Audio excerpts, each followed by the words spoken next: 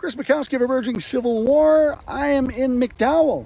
If you come in here, we'll cross the cow pasture river, the bull pasture river, the bull pasture mountain. I'm standing in the cow pasture. Literally, right now, they have surrounded my car. I'm not quite sure how I'm going to get out of here, but we'll figure that out in just a second.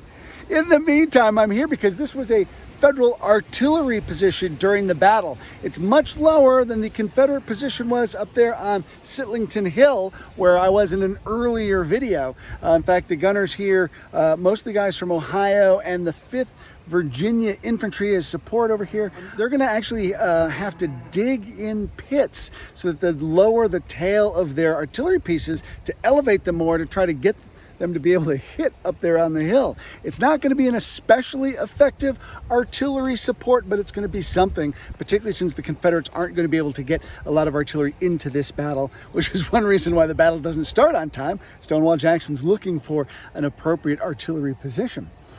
I want to spend a few minutes down here in McDowell looking at a couple of the sites. We'll kind of hit some of the highlights. It's a windy day, so I'm going to cut over to voiceover for a second. And I know, see, he doesn't like that any more than I do. But I'll get some B-roll, I'll talk over it and show you some of the things that you can see if you come here to the historic village of McDowell.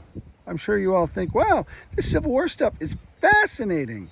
Wow, I can't wait to listen to this guy. So if you come down off Sitlington Hill, cross Bull Pasture River, and as you come into town, the first thing you're going to see is the Presbyterian Church. There's a monument to the battle right out front. If you park at the church and you're looking at the church, off to the right across the road, there's going to be a cemetery. There's actually a mass grave there for soldiers who were killed during the battle.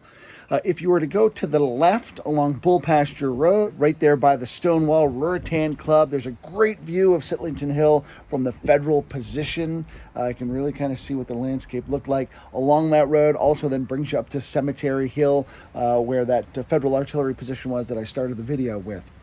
If you're at the church and you go to the right, and just go just a little bit down the road there, take a right at Grant's Grocery onto Dole Hill Road, and then there'll be a quick left at the intersection with the Mansion House Road.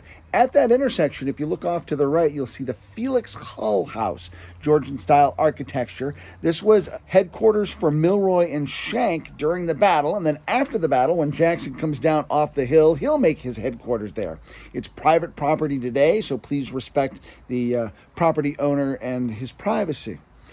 Take a left on Mansion House Road, and that will actually bring you to the old Mansion House. This was also home owned by a member of the Hull family. Today, it is the Battlefield Orientation Center, operated by the Shenandoah Valley Battlefield Foundation. There is a county museum there, give you all the orientation you need, and a great old historic house that was used as a field hospital during the battle. So some sights to see if you come down into McDowell itself, and there are also just some waysides along the road that you can visit as well.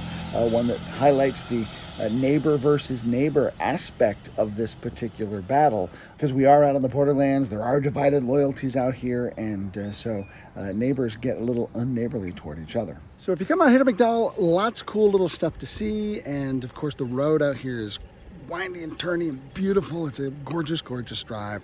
Well worth it if you've got the time to get out here. It's one of the least explored but most fascinating aspects of Jackson's Valley campaign, because here's where it all kicks off. At McDowell, I'm Chris Mackowski for Emerging Civil War. We'll see you online and on the battlefield.